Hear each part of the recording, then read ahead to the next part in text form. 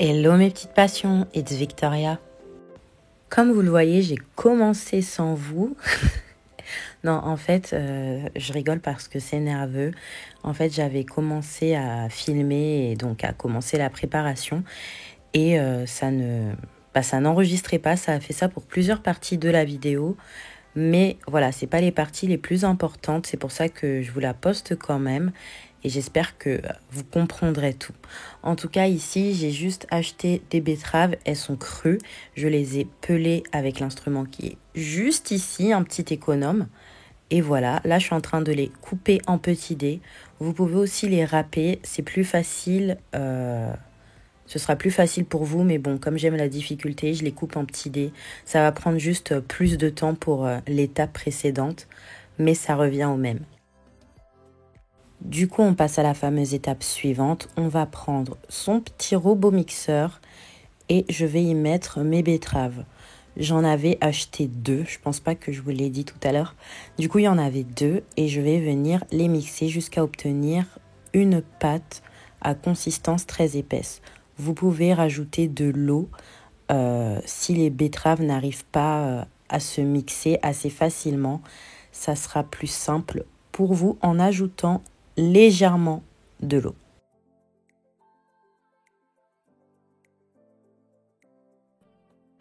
Voilà la deuxième partie qui s'est effacée. C'est le moment où je venais extraire le jus à partir de la purée de betterave qu'on avait obtenue. J'utilise le petit tissu qui est derrière. C'est un t-shirt noir où vous pouvez aussi utiliser une passette. Si vous voulez voir exactement comment je fais, c'est la même chose qui est dans ma vidéo sur le gel de lin.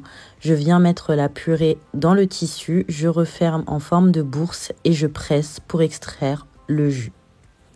Voilà, on met directement dans la poêle, on vient porter le tout à ébullition. Je choisis la poêle parce que ça va plus vite tout simplement, mais une casserole va amplement. Comme vous le voyez, c'est bien liquide, hein, il n'y a aucune particule dedans et la couleur est juste top. Ça va nous faire un super baume à lèvres. Donc là, c'est quelques secondes avant que j'arrête le feu. Je l'ai mis au maximum. Ça m'a mis environ 5 bonnes minutes. Après, tout dépend de l'ustensile que vous utilisez et de votre chaleur.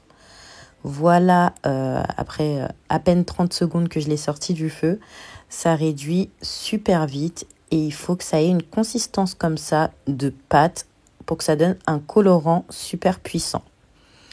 Maintenant, j'ai pris du beurre de karité et je viens y mettre le colorant et mélanger le tout. Mes mains sont blanches parce que j'avais mis des gants pour pas me tacher avec la betterave et c'est la poudre des gants.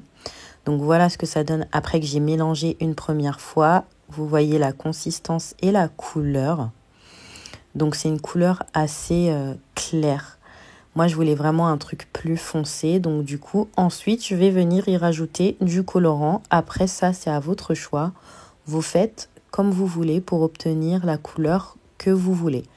Vous n'êtes pas obligé d'utiliser du beurre de karité. Moi, j'ai les lèvres très sèches et j'avais besoin d'un produit très hydratant. Mais vous pouvez tout aussi bien utiliser de la vaseline, par exemple, ou un autre beurre pour garder cette consistance un peu épaisse, quoi. Pas une huile liquide. Ça fonctionne pas. Du coup, je mélange le tout et je vais obtenir la couleur que je veux. Voilà ce que ça donne. Le résultat final, je l'ai mis dans un petit pot Lush de baume à lèvres aussi que j'avais terminé. Je ne jette rien. Je vous fais même un petit zoom pour que vous voyez cette couleur cerise que j'adore. Vous pouvez aussi le mettre sur vos pommettes quand vous n'avez pas envie de vous maquiller pour que ça vous fasse un petit blush naturel. Et c'est super beau. Du coup, je vais vous montrer rapidement ce que ça fait sur mes lèvres. Alors là, c'est avec ma teinte, hein, la teinte que j'ai choisie, où j'ai foncé le tout. Et le lendemain, je l'ai refait et j'ai fait un peu plus neutre pour que vous voyez aussi ce que ça donne. J'espère que ça vous aura plu. N'oubliez pas de me dire ce que vous en pensez et de vous abonner. Bisous mes petites passions.